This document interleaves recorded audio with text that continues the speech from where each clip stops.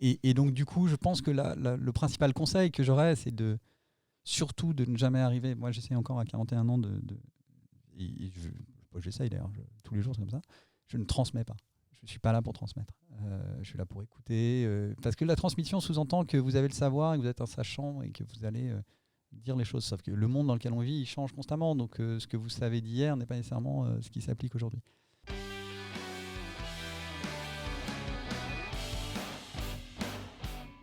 Bonjour à tous. Bonjour à tous. Bonjour.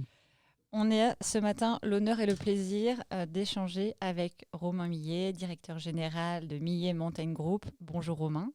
Bonjour Romain. Bonjour mesdames. Ce que je vous propose dans un premier temps, c'est de vous introduire brièvement. Je m'appelle Romain Millet. J'ai 41 ans, bientôt 42. Je tiens à conserver cette jeunesse encore pour les prochains jours.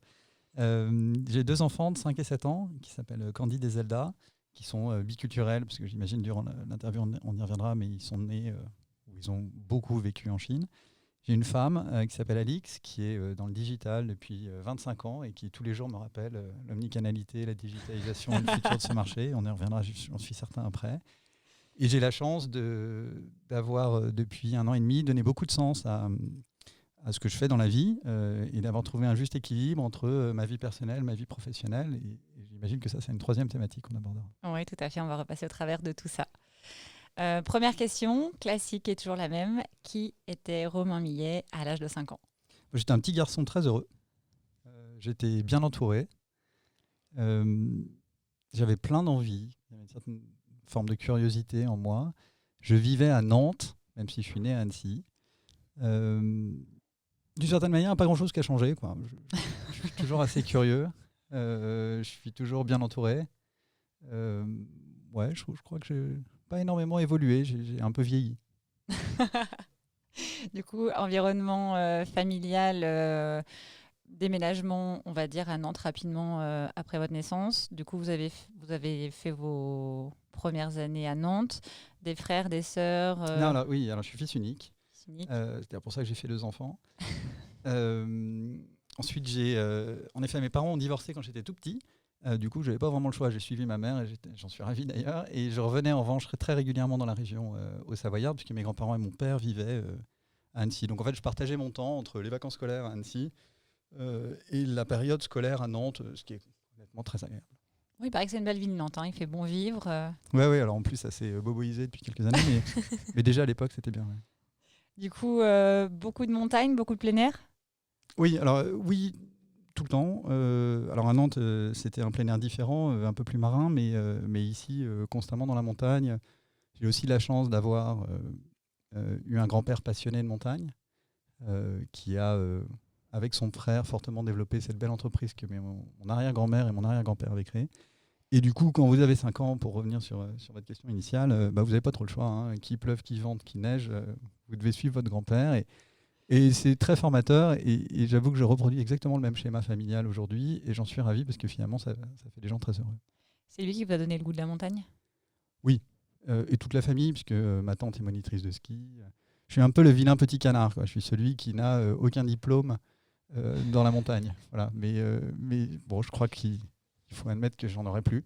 Ah bah vous êtes jeune, il y a encore le temps. Hein. Alors non, mais du coup, j'essaie régulièrement d'en profiter. Donc je cours, je fais des trails, je fais beaucoup de ski rando, j'essaie de faire des sommets. Mais oui, ils m'ont transmis ça. Vous êtes le testeur des produits derrière ? Alors pas tous. Je dois avouer que les boots Everest, qui sont nos chaussures très connues pour aller au-dessus d'un 8000, j'ai pas eu l'occasion de m'en servir. Mais ceci dit, pourquoi pas un jour faire cela. Mais non, j'ai la chance en effet de pas mal tester. Après, aussi on y reviendra peut-être, mais pour pas parler de moi, mais pour parler de l'entreprise, le gros biais d'un dirigeant, c'est aussi parfois de se mettre à la place de ses clients, surtout quand vous êtes dans une industrie de passionnés. Et donc, il faut toujours essayer de faire un peu un décalage entre ma passion, qui parfois sert l'entreprise, en effet, parce que j'essaye pas mal de choses, mais c'est pas parce que moi j'ai un retour client consommateur que tous mes consommateurs vont se comporter de la même façon. Nos clients chinois se comportent pas comme moi. D'accord. L'adolescence, comment ça se passe ? Partagée entre 2 villes, j'imagine. Ouais, l'adolescence, c'est sympa quand même. Hein. Ouais. Enfin, je sais pas, on a toujours l'impression que quand on est ado, on est mal dans sa peau, mais moi, j'ai pas eu ce sentiment-là.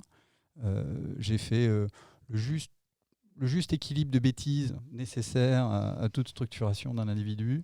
J'ai en effet continué à beaucoup profiter de la nature. Et puis j'étais un bon élève. Et je trouvais le juste équilibre. J'avais une proximité avec ma mère très forte, qui me sert encore aujourd'hui d'ailleurs, mais qui m'a permis d'être constamment dans cette recherche d'équilibre. Je crois que d'une certaine manière, ce qui me définit le plus, c'est l'équilibre et la curiosité. D'accord. Du sport, autre que la montagne, est-ce qu'il y a une passion pour le sport, peut-être des sports collectifs, de la musique, de l'art Alors non, je suis pas artiste du tout. Je sais vraiment pas faire grand-chose de mes mains. Ma femme vous le dirait si on parlait bricolage. Mais en revanche, j'ai une vraie passion pour le sport et on a fait beaucoup de sports co, en plus des sports individuels qu'on a évoqués tout à l'heure. Mais alors, je vais commencer par un sport individuel. Je fais beaucoup de tennis, gamin. Euh, j'ai fait pas mal de handball. Je suis un passionné de football. J'ai d'ailleurs transmis ça à mon fils de 7 ans qui lit l'équipe tous les matins. Voilà, je suis devenu je suis un grand fan de sport. Un grand fan de sport. Voilà, et donc j'essaie moi-même de pratiquer avec mon petit niveau et puis je me passionne par ailleurs. Et donc quand je rencontre des gens qui me font rêver quand je lis des livres ou quand je lis de la presse sportive, je suis toujours comme un gamin et encore aujourd'hui à 41 ans, ça m'est encore arrivé hier. Donc voilà, je suis toujours passionné de rencontrer des gens différents qui me font rêver. Vous avez parlé du côté équilibre. Est-ce qu'à l'adolescence, c'est vraiment l'équilibre entre peut-être les études et le sport qui vous donne cet équilibre et qui vous maintient ? Oui, totalement. De surcroît, quand vous êtes fils unique d'une famille divorcée, à un moment, il faut quand même trouver un juste équilibre et trouver. Parce qu'en fait, vous passez par des moments où vous êtes à la fois seul, d'autres moments où vous êtes tout seul avec beaucoup de gens qui vous aiment et donc l'attention est sur vous. Voilà, donc il faut savoir un peu mesurer tout ça et trouver cet équilibre. Donc oui, constamment, je suis dans cette recherche. Ça ne veut pas dire que je ne suis pas ambitieux. J'ai été très ambitieux jusqu'à. Encore aujourd'hui, je pense. Mais oui, c'est vrai, mais je pense que l'équilibre prône. Voilà, je ne vais pas tout détruire sur mon passage pour réussir quelque chose individuellement. Ouais, je comprends. Et vous parliez de personnes inspirantes. Quand vous étiez adolescent, justement, qui est-ce qui vous inspirait dans le milieu de la montagne ou autre ? Alors déjà, moi, j'ai eu la chance de vivre... mon grand-père avait pris les places pour les JO d'Albertville. Alors, ça va parler à certains d'entre vous, parce qu'on doit être à peu près de la même génération. À moi, ça me parle. J'osais pas faire trop de comparaisons, ça se fait pas trop. J'essaie de rester poli. Et donc, je suis allé au JO d'Albertville, j'ai rêvé de Gros-Piron. Ouais. Il se trouve qu'on a familialement pas mal d'attaches à la Clusaz, donc quand j'étais gamin, Edgar Gros-Piron, c'était quelqu'un qui me faisait rêver. Alors d'un point de vue juste sportif et exploit, et je pense que c'était un peu le Candice Tevex de ma génération. Mais si on regarde, tirer sur des horizons un peu plus longs, non, en fait, il y avait personne qui vraiment, j'étais pas attaché à un chanteur, un KOL, un gourou, quoi. J'avais pas ça. Ceci étant dit, je trouve intéressant à 41 ans de revivre cette période et de revoir des personnages qui finalement accompagnaient notre quotidien parce qu'ils étaient des gens importants de l'époque, mais que moi, avec mon regard de gamin, je n'arrivais pas à vraiment mesurer la portée de ces gens. Et je trouve que ce soit de la variété à la télévision, en passant par, en effet, des sportifs, je trouve qu'il y a eu des grands hommes à ces moments-là.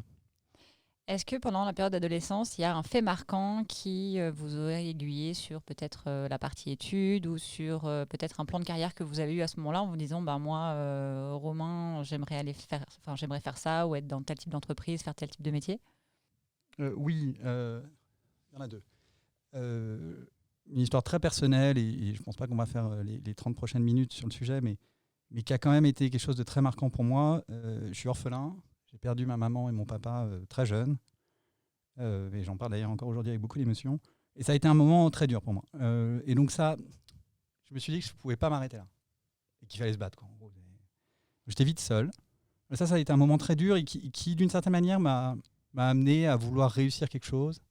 Pas en traçant ma route, encore une fois, en poussant les gens dans le fauteuil, mais simplement en donnant du sens. Il y avait une espèce d'envie qui me regarde de là-haut avec fierté.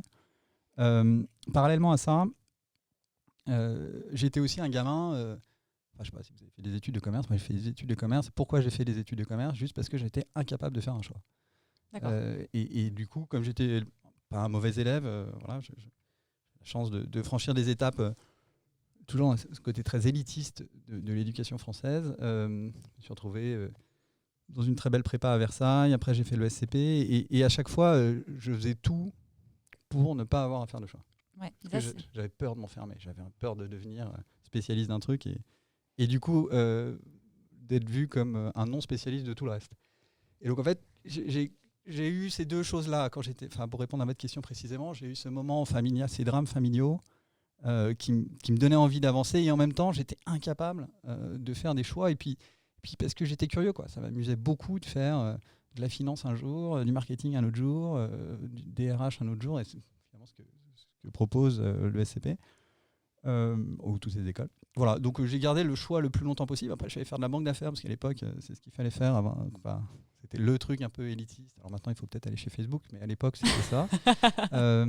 Et puis après, je suis allé faire du conseil en stratégie, pareil, parce que je n'arrivais pas à faire de choix. Et bon, il y a eu un moment, j'avais 26, 27 ans, il fallait quand même que je fasse un choix. Et ça a été un choix de cœur, puisque je suis allé dans l'outdoor. Ah, donc on y revient. On y revient avec les études croisées à votre environnement finalement qui vous a construit toute votre vie.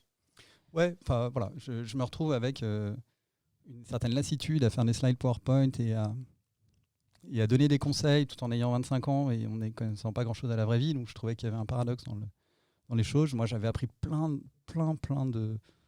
Enfin, beaucoup de choses m'avaient structuré ma pensée, m'avaient aidé à me construire à la fois personnellement et professionnellement à travers ces expériences dans le conseil, dans le M&A. Mais à un moment, il fallait que je me jette à l'eau. Je sentais bien que j'avais envie de faire. Je n'avais pas juste envie de conseiller. Et puis, je me suis retrouvé face à ce problème. Je pense qu'un certain nombre d'entre vous peuvent l'avoir. En fait, j'étais éligible pour tout. Mais il y avait toujours quelqu'un de plus éligible que moi. Puisque, en fait, j'avais un parcours très large. Donc, il y avait toujours quelqu'un qui, à la fois, cochait la case je suis spécialiste du marketing. Et en plus, la case je l'ai déjà fait chez le concurrent. Donc, j'ai la case industrielle. Donc, en fait, il y avait toujours quelqu'un qui me doublait. Donc c'était compliqué parce que et moi en plus je n'arrivais pas à faire de choix puisque tous les métiers m'intéressaient et tous les secteurs m'intéressaient. Donc partant de là, l'horizon des possibles était large et du coup, et ça fait peut-être écho à une question que vous m'avez posée tout à l'heure, j'ai fait des rencontres. Du coup, j'ai eu la chance de rencontrer des gens. J'envoyais des emails, je passais des coups de fil.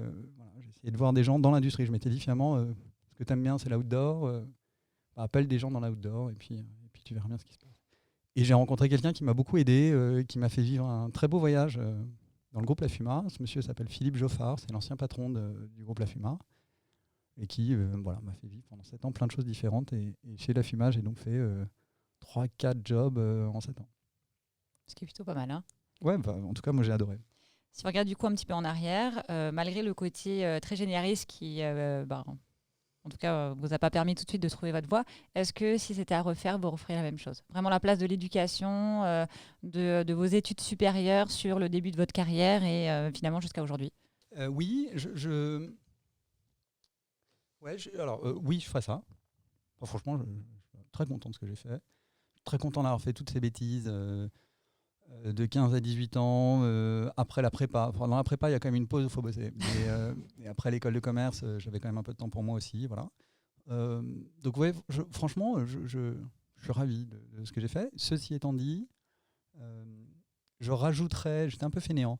Vous l'avez compris, je suis d'une famille très française. On partait en vacances en France. Voilà, je n'étais pas très ouvert sur l'étranger. Je pense que je me rajouterais des expériences à l'international. Je pense que le monde dans lequel on vit est un monde finalement sans frontières. Les réseaux sociaux en sont le meilleur exemple. Et du coup, je partirais plus facilement en échange, je partirais 1 an en voyage. Jamais baigné dans cette culture. J'ai eu la chance de vivre en Chine pendant 5 ans. Je vois comment mes enfants réagissent aujourd'hui avec ce monde. Et je me dis finalement, voilà, je me rajouterais vraiment cette opportunité. Après, ça dépend vraiment des profils des gens. Je me souviens d'une conversation avec des amis qui, eux, me disaient moi, si c'était à refaire, je deviendrais beaucoup plus vite entrepreneur. Je suis assez conscient que je suis un bon intrapreneur, mais commencer de rien avec une feuille blanche, je le vis à la maison parce que mon épouse a créé, avec beaucoup de succès d'ailleurs, une entreprise. J'en suis incapable. Je ne peux pas partir tout seul. Et c'est bien de savoir d'être conscient de ses limites, quoi. Moi, j'ai besoin d'ores et déjà d'avoir des gens, une équipe, des gens qui m'animent. L'international, du coup, vous y allez pendant 5 ans. Est-ce que c'est un vrai souhait de votre part et vous avez fait en sorte de vous créer l'opportunité de partir? Est-ce que c'est une opportunité et vous êtes dit, je dois la saisir? Et là, du coup, expérience familiale en plus qui va avec? Alors, ça commence un peu avant, puisque quand j'étais chez La Fuma, on m'a offert le poste de directeur international. Honnêtement, je prenais un peu l'avion, mais pas beaucoup. Et là, je me suis retrouvé du jour au lendemain à être plus de la moitié de mon temps à l'étranger. Ce qui, d'ailleurs, au bout de 2-3 ans, était fatigant familialement, donc toujours dans cette recherche d'équilibre, mais quand même qui m'a beaucoup aidé à m'ouvrir au monde. Et donc, je passais mon temps, j'étais aux US, après je revenais, j'étais à Hong Kong, le jour d'après, je partais en Italie. Et c'était vraiment ça ma vie pendant 2 ans et demi. Et ça m'a donné envie. Et cette envie-là, je l'ai gardée dans un coin de tête. Ensuite, je suis allé faire 2-3 autres choses. Et je me suis retrouvé en 2016, fin 2015, je vivais à Saint-Malo à l'époque, dans un groupe extraordinaire qui s'appelle Beaumanoir, fondé par Jocelyne et Roland Beaumanoir, qui sont des gens brillants, qui font partie des deuxièmes mentors que j'ai pu avoir. Et je me suis retrouvé en effet plutôt à saisir une opportunité qui a créé ce chemin. L'entreprise Beaumanoir avait une très belle histoire en Chine, à Shanghai, avec beaucoup de salariés, enfin une très belle boîte.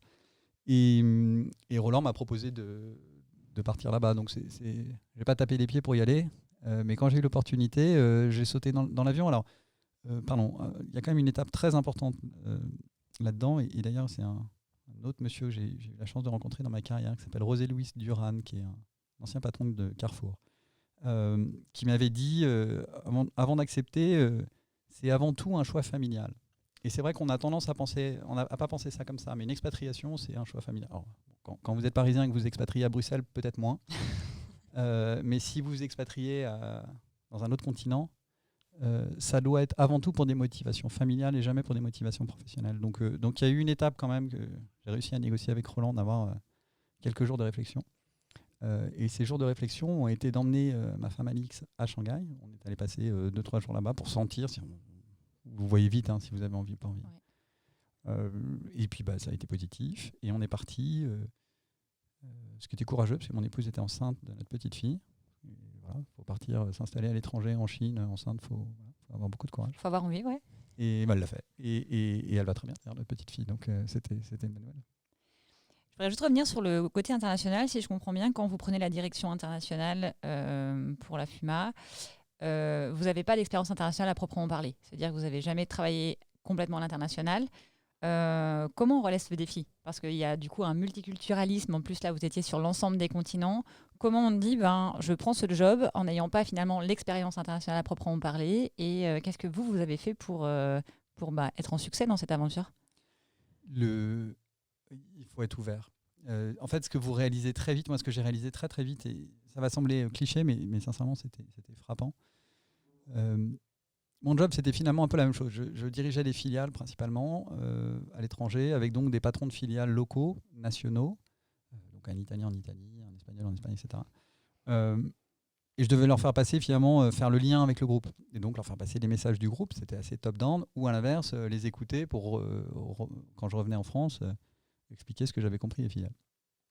Et derrière tout ça, il y a avant tout un sujet culturel. C'est-à-dire comment je fais pour bien entendre ces signaux, faibles ou forts, ou pour moi faire passer ces signaux faibles ou forts à des gens qui ont une culture totalement différente. Pour le dire autrement, pour discuter budget avec un Italien, vous n'y prenez pas de la même façon qu'avec un Japonais.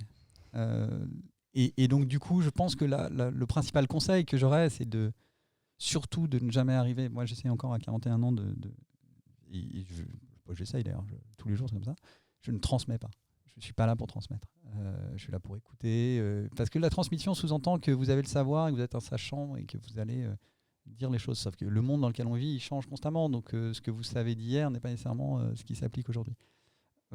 Et donc je pense que c'est comme diraient les Anglais, un key success factor fondamental pour une expérience à l'étranger. C'est-à-dire cette ouverture d'esprit, cette capacité à écouter, surtout pas... on a parfois cette culture française un peu arrogante. Voilà, je crois qu'il faut surtout pas. Souvent, moi, plein de fois dans ma carrière, je me suis retrouvé dans des situations où on ne se comprenait pas avec quelqu'un et j'avais dit, il comprend rien. En fait, pas du tout. C'est juste que je ne savais pas lui expliquer dans ses termes, dans sa culture, lui faire passer ce message. Et ça, voilà, je pense que c'est la qualité première qu'il faut développer pour y arriver. Au-delà de l'écoute, est-ce que la compréhension de la culture, le fait d'accepter, de faire les traditions, vous avez parlé entre l'Italie et le Japon, alors on a tous une vision de chaque pays, mais est-ce que c'est d'y passer du temps, de comprendre comment... Ouais, alors, oui, bien sûr. Après, il faut s'immerger dans cette culture. C'est sûr que si vous n'aimez pas le pays, ça ne sert à rien d'y foutre les pieds. Vraiment, je le dis avec mes mots, mais ça ne marche pas. Donc oui, il faut aimer, mais la curiosité, elle passe aussi par là. Aller voyager, Nous, par exemple, on parle chinois. On a pris le premier jour où je suis arrivé en Chine, quelqu'un m'avait dit, et quelle bonne idée d'ailleurs, la première semaine, prends des cours de chinois parce que sinon tu vas vite t'habituer à parler anglais. Et je suis ravi d'avoir pris ces cours de chinois aujourd'hui. Alors moi, je lis pas, mais toute la famille lit, parle, voilà. Ah, waouh. Et ouais, mais ça change votre vie. Parce qu'au quotidien, quand vous êtes avec des collaborateurs qui tous font l'effort de parler anglais, imaginez une réunion en France, dans une boîte en France, où il y a un anglais, et juste pour lui, tout le monde se met à parler anglais. Le lien entre ce groupe de personnes ne se construit pas de la même façon que si cet anglais prend l'habitude d'écouter et de parler le français. Il réussira beaucoup plus, et il fera plus avancer ce groupe. C'est exactement la même chose, mais quand vous êtes un Français au milieu des Chinois. Et moi, ce conseil-là m'a beaucoup servi professionnellement. Évidemment, quand vous voyagez, c'est beaucoup plus simple de voyager dans un pays qui maîtrise mal l'anglais quand vous maîtrisez la langue locale. Donc oui, et puis ça va un peu plus loin. Alors j'avoue que parce que la culture, c'est pas qu'une langue, c'est aussi la gastronomie, c'est aussi l'art. Alors voilà, et il faut être aussi curieux dans tous ces moments-là, quoi. Ça me dérange pas de manger les insectes. Vous avez tout essayé. Bon, Ça, c'est peut-être un bon pourquoi conseil. pas, Hein. Encore une fois, je ne crois pas du tout à cette posture du sachant. Ouais, donc le bon conseil, c'est demain quelqu'un qui va s'installer à l'international, c'est déjà de faire l'effort d'apprendre la langue du pays et de vraiment comprendre et de s'immerger dans la culture, les traditions et finalement de vivre, dans votre cas comme un Chinois, mais vraiment pour comprendre qui ils sont, ce qu'ils représentent, comment ils sont éduqués, élevés au global. Ouais, et dernier point, qui je pense est un conseil de vie d'ailleurs, toujours essayer de voir le verre à moitié plein, jamais le verre à moitié vide, quoi. Si une chose existe, elle peut être critiquable, mais si elle existe, c'est que souvent elle a été faite pour des bonnes raisons. Souvent. Et donc essayons de comprendre les bonnes. Voilà, exactement. Non, mais il faut positiver. Sincèrement, sinon c'est horrible d'être tous les jours dans le négatif. Alors du coup, ça me fait rebondir sur une question. J'imagine que l'arrivée en Chine n'a pas forcément été simple. Il y a probablement des moments difficiles, peut-être des problèmes, des moments de doute, de découragement. Comment vous faites, vous, Romain, quand vous rencontrez ce genre de moment où tout peut être mis en question, où il y a vraiment un coup dur? Et votre méthode à vous? C'est hyper compliqué. Alors, déjà, je ne communique pas assez. Je ne vais pas répondre par une solution, je vais plus répondre par ce que je fais mal. Et ma femme me le dit souvent, et elle a raison. Quand j'ai un truc qui ne va pas, j'ai tendance à être assez silencieux. Voilà, parce que je me dis finalement, à toi de gérer ton problème, rien de te plaindre. Je pense que c'est une tradition assez familiale d'ailleurs. Et donc, je crois que ça, c'est une erreur. Je crois que quand ça va pas, il vaut mieux en parler. Alors, ça ne veut pas dire qu'il faut casser les assiettes par terre et s'énerver dans tous les sens. Ça veut juste dire, avouer que j'ai un problème. Et le fait de parler souvent fait du bien. Donc ça, ce serait quelque chose que je n'applique pas à moi-même, mais que j'aurais tendance à conseiller, parce que les rares fois où je l'ai fait, à chaque fois, ça m'a fait du bien. Après, je pense que la famille, dans ces moments-là, est important. Si ça ne va pas, je vous prends un exemple tout bête. On s'est fait bloquer par le Covid en Chine, à un moment où on ne savait pas ce que c'était que le Covid, on ne savait pas si les enfants allaient être touchés. Je pense que tout le monde se souvient de ce moment du confinement de Wuhan, où on se disait c'est impossible de priver de liberté 10 millions de personnes. Finalement, il y a beaucoup d'autres sociétés qui l'ont fait. À ce moment-là, c'était une vraie période d'incompréhension. Notre premier réflexe, on a 40 ans et 2 enfants, ça a été de rentrer chez maman. Et donc, on est reparti chez ma belle-mère parce qu'on était bien. Donc, ça veut bien dire que la famille vous équilibre. C'est comme un tabouret, quoi. Il faut des pieds, si vous en enlevez un, on tombe. Et voilà, donc j'aurais tendance à dire, en plus de la communication, d'aller vers les gens qu'on aime, quoi. Il y a nécessairement beaucoup de bienveillance. Ayant dit tout ça, après, il faut se battre. Hein. Il y a aussi une question de faut pas se laisser tomber. Faut pas se laisser aller. Voilà, faut se reprendre en main, quoi. À un moment, il faut aussi du courage et un peu de combativité, quoi. Tout vient pas à soi directement. Non. Est-ce que du coup, c'est aussi des objectifs que vous vous mettez, qui vous permettent d'être combatif et de vous dire, l'objectif, il est là, à moyen long terme. Du coup, effectivement, il y a des moments difficiles par là, mais on tient le cap parce que l'objectif, il est réfléchi, il est posé, il fait du sens. Pour le coup, vous l'avez dit plusieurs fois. Et est-ce que ça vous permet du coup d'être combatif parce que vous avez toujours un coup d'avance et vous savez vers quoi vous avez envie d'aller? Ouais, alors c'est pas nécessairement quelque chose que j'aurais pas répondu comme ça probablement il y a 10 ans, mais après l'expérience chinoise totalement. Je suis un convaincu du plan. Ce que De Gaulle faisait d'ailleurs, ce qu'on a essayé de refaire en France. J'aime beaucoup l'idée, c'est pas pour faire de la politique, c'est simplement pour dire, dans une entreprise, de se donner un horizon à 20 ans, à 30 ans. Évidemment, surtout pas d'écrire ce qui va se passer dans les 30 prochaines années, ça ne se passera jamais comme ça, mais cette logique d'avoir une trajectoire et ensuite de pivoter en fonction des résultats à très court terme, et donc de toujours constamment arbitrer entre le court terme et le long terme, pas nécessairement le moyen terme. Je trouve ça vraiment une bonne façon de faire. Et donc ça donne un cap en effet, mais en revanche avoir cette capacité à pivoter, les startups par exemple sont le meilleur exemple de cela. Donc ça veut dire que ce espèce de déclic, il vient pendant la Chine. Est-ce que c'est professionnel et personnel? C'est-à-dire que peut-être l'environnement, les deux, l'environnement en Chine, la manière de travailler peut-être vous a inspiré ça, ou c'est peut-être le projet familial? Non, les deux. Alors oui, l'environnement en Chine m'a inspiré de cela. Par ailleurs, il faut aussi savoir être concret, être empirique, être un peu les pieds sur terre, quoi. On peut aussi, quand vous êtes expat, quand vous êtes loin, un peu péter les plombs parfois. Et je pense qu'il faut savoir d'où on vient, ce qu'on cherche. Et le fait d'avoir un cap permet aussi d'éviter de partir dans tous les sens. Et vous parliez donc de l'importance de la famille pour vous. Est-ce que c'était un objectif pour vous? Vous avez déjà envisagé de reprendre l'entreprise familiale? C'était pas ma destinée. L'histoire de l'entreprise est la suivante. Donc je vous l'ai dit, ça a été fondé l'entreprise a été fondée à Lyon par mon arrière-grand-père et mon arrière-grand-mère. Lui s'appelait Marc. Il est parti assez vite. Malheureusement, il avait été gazé pendant la Première Guerre. Pour l'anecdote qui est quand même intéressante à noter, on a déplacé l'entreprise de Lyon à Annecy parce que l'air était pur. En 1930, c'est quand même intéressant déjà à l'époque de réfléchir au développement durable, à la pureté de l'air, et parce que comme il avait été gazé pour respirer, c'était mieux d'être à Annecy. Elle a été fortement développée après cette entreprise par mon arrière-grand-mère, qui est une femme incroyable, parce qu'elle est une femme dans les années 20, quand vous descendez d'une montagne où à l'époque il n'y avait pas de sport d'hiver, et donc pour vivre, il fallait descendre de cette montagne où l'environnement était hostile.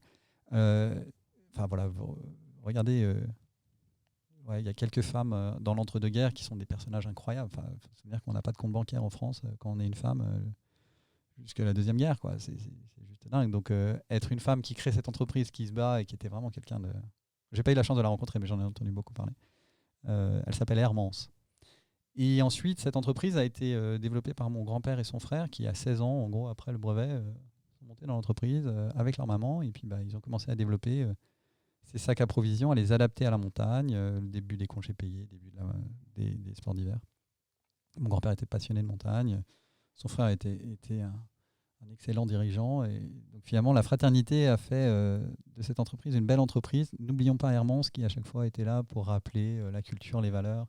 J'insiste là-dessus parce que je crois que quand vous êtes une marque, et je répondrai à votre question, désolé, je pars un peu dans pas de souci. Mais quand vous avez une marque qui vit 100 ans, ça veut donc dire naturellement qu'elle a passé des générations. Il y a beaucoup de marques qui vivent et meurent avec une génération. Et de mon point de vue, vous passez des générations parce que vous avez une culture très forte et des valeurs très fortes. Et ces valeurs, elles sont celles que Hermance a données à mon grand-père, qui moi-même me les a transmises. Et je pense que, et d'ailleurs, c'est pour ça que je me sens bien dans cette boîte, c'est que finalement, c'est pas très éloigné de ce que je vivais à la maison quand j'avais 5 ans, justement. Pour répondre à votre question, non, c'était pas ma destinée parce que mon grand-père et son frère ont vendu l'entreprise en 1974. Ils l'ont eux-mêmes quittée au tout début des années 80. Moi, je suis né en 1979. Donc, je suis pas né avec l'entreprise dans mon quotidien. J'en entendais parler, mais pour moi, Millet, c'était des belles histoires de montagne que mon grand-père me racontait comme on raconte une histoire à un enfant, quoi. Sauf que c'était la vraie vie et que moi je voyais des photos de Bonatti, des maisons et autres au chalet, et je disais mais c'est qui lui? Et puis il me racontait l'histoire. Mais ça s'arrêtait là. Et donc l'entreprise ensuite a été reprise, elle a changé de capital. Et non, l'idée est... j'ai toujours eu dans un coin de tête, j'ai toujours eu évidemment une affection pour Millet, j'ai toujours aidé. Quand j'étais en Chine, j'essayais d'aider aussi l'entreprise qui se développait en Chine. Voilà, j'ai gardé du lien, bien sûr. Mais ce n'était pas nécessairement ma destinée. Ça fait peur aussi. Oui. Quand vous avez 30 ans et que vous dites est-ce que je vais pouvoir... voilà, je ne me suis jamais vraiment posé la question parce que je pense que j'avais un peu peur inconsciemment de planter la boîte. Vous pouvez imaginer ça assez facilement. Quoi. Tout à fait. Et là, il y a un an, quand l'ancien dirigeant qui s'appelait Frédéric Ducruet, qui est une personne incroyable, qui a pendant 18 ans développé cette boîte avec succès, quand il m'a appelé pour me dire qu'il allait s'en aller, on a beaucoup parlé du projet.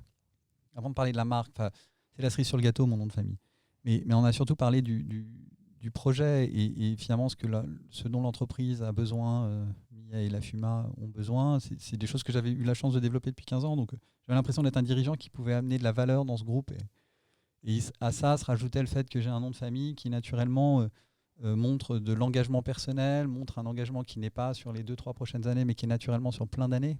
Donc une capacité à prendre des décisions sur le long terme, ce que je pense beaucoup d'entreprises cherchent. Voilà. Et donc c'est devenu ma destinée, mais je suis pas né comme ça. On m'a pas dit, toi Romain, un jour tu feras ça. Ah mais c'est rigolo parce qu'au final, votre parcours, il vous a permis aujourd'hui d'être un dirigeant en ayant mis plusieurs cordes à votre arc sur les différents postes et fonctions de l'entreprise. Au final, naturellement, quand vous vous êtes cherché, vous êtes allé vers l'outdoor parce que vous avez vous êtes bien dans la montagne et c'est quelque chose qui vous a construit. Et au final, vous avez eu un développement qui, quand on vous écoute, c'est une évidence parce que vous vous êtes formé et du coup, bon moment, bon endroit, alignement de planète. On a presque l'impression que c'est écrit. C'est exactement ça. Et alors, c'est pas pour c'est pas pour vous faire sourire, mais sans le Covid, je sais pas si ça serait passé comme ça. Le Covid m'a amené à rentrer plus vite, à revoir Frédéric, à voir les actionnaires de l'entreprise. Et en effet, les planètes se sont toutes alignées au même moment. Donc, moi, j'ai eu cette chance-là. Et en revanche, voilà, et ça revient à... J'ai pas été passif. Bien sûr. Quand j'ai vu ce trou, oui, j'y suis allé. Et en expliquant pourquoi je pense que je pouvais créer de la valeur, pourquoi c'était le bon alignement des planètes. Et là, j'ai été combatif. Là, j'ai écouté. Enfin, voilà, on en revient à ce qu'on disait tout à l'heure, quoi. Oui, non, j'ai pas attendu qu'on vienne me supplier. Au contraire, tout le monde avait à gagner dans cette aventure, donc je me suis battu pour. Pardon, le truc le plus important, c'est que je suis très heureux. Oui. C'est le principal. Mais ça se voit. Nous, on est contents avec vous ce matin. C'est gentil. Vous avez dit une vraie appréhension, une peur de planter la marque qui en plus porte votre nom. Qu'est-ce que vous faites au quotidien pour vous rassurer vis-à-vis de ça? Parce que j'imagine que ça passe par l'action, on l'a compris. Vous êtes quelqu'un d'action, vous entreprenez les choses, vous voyez le verre à moitié plein, donc vous êtes vraiment dans une démarche de faire, d'avancer et d'avoir une vraie projection. Est-ce que le fait de vous mettre en avant, ça a réglé cette question-là parce qu'aujourd'hui, vous vous levez tous les matins en voulant continuer à développer la marque et à lui donner le positionnement qu'elle mérite, ou c'est des choses qui vous rattrapent? Moi, je suis un peu le gardien du temple. D'une part, donc à la fois parce que je dois incarner ses valeurs, parce que je veux pas qu'on abîme ses marques. Donc parfois, on peut avoir des ambitions très court terme en se disant, tiens, il y a ce marché-là, je vais saisir l'opportunité de... ça se trouve, dans 6 mois, c'est mort. Donc je suis un peu le gardien. Par exemple, je l'affirme haut et fort, on n'est pas une marque de mode. Ça ne veut pas dire qu'on ne porte pas nos produits tous les jours dans les villes. Hein. Vous voyez bien la doudoune que j'ai derrière moi. Mais je ne veux pas parfois qu'on se perde pour des objectifs à 2-3 ans. Donc, déjà, j'ai ce rôle-là. Mon deuxième rôle est... Vous l'avez bien senti d'ailleurs. C'est pas complètement dans mon caractère, mais c'est d'essayer au maximum d'être un peu en retrait, d'écouter, de pas imposer mes idées. Je force ma nature. Il y a plein de fois, je m'en veux d'ailleurs. Je dis pourquoi on fait pas ça, il faut faire ça. Voilà, tout le monde a ses défauts. Moi, mon principal défaut, c'est parfois ça. C'est d'être convaincu d'un truc et de rentrer par la fenêtre, par la porte, par le parking pour expliquer qu'il faut le faire, quoi. Non, mais d'être le gardien du temple, c'est aussi de fédérer un groupe de gens différents. Et c'est par cette diversité qu'on crée de la valeur et donc les faire travailler ensemble. Il y a plein de moments, il y a des frictions. C'est normal. C'est la théorie du Big Bang, quoi. Ça crée aussi de l'électricité, ça crée les choses, de la vie. Mais de les faire bien travailler ensemble, de faire avancer cette entreprise. Voilà. Ça, c'est mon deuxième rôle. Et pour les faire bien travailler ensemble, c'est peut-être mon troisième, c'est de garder un cap. On y revient. Moi, je passe mon quotidien, c'est passer tous les jours, toutes les heures d'un sujet à un autre. C'est-à-dire qu'après, essayer de parler, je vais sûrement parler stock, puis après, on va me parler de marketing, et puis après, on va me montrer un produit. Ça, ce sera ma journée. Et dedans, il y aura un coup de fil ou deux avec une urgence à gérer. C'est ma vie, et ce qui est génial. Mais parallèlement à ça, je dois garder ce cap et notamment 2 sujets qui me tiennent à cœur parce que je suis convaincu que dans les prochaines années, c'est ce qui fera la différence. Un, c'est l'innovation. Des entreprises comme la nôtre doivent être à la pointe de l'innovation. On doit amener toujours le meilleur produit à nos consommateurs. Et deuxièmement, c'est le développement durable. Et donc, évidemment, la protection du climat, j'en parle pas parce qu'il y a la COP26, mais parce que vraiment, c'est inhérent. Et si des entreprises comme les nôtres qui évoluent dans la nature, on ne fait pas tous ces efforts, ça ne marche pas.